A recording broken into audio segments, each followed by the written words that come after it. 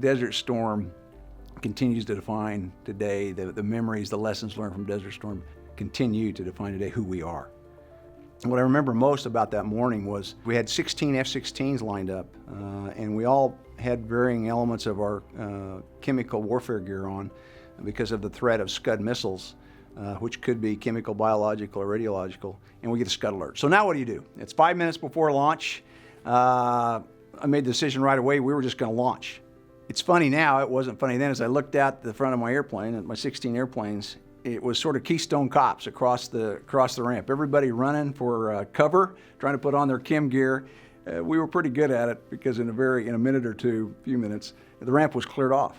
There was nobody on the ramp except for 16 F-16s, 16 pilots, and 16 crew chiefs.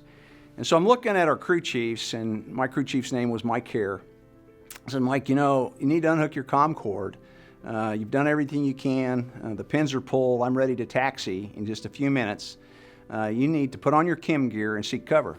And then Airman Hare said, sir, I'm standing right here until you taxi. I am not moving.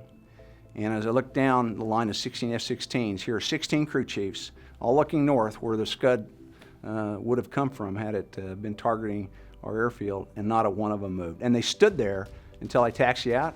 We all taxied out. They saluted as they did every day. And as I kept rolling around to the end of the runway and took off, I looked over. They were still on the ramp making sure their jets and their pilots got off safely. It was incredible to take all our training, our survive to operate training, all our capability, 24 F-16s, to liberate essentially Kuwait was exactly what we'd all held up our right hand to do.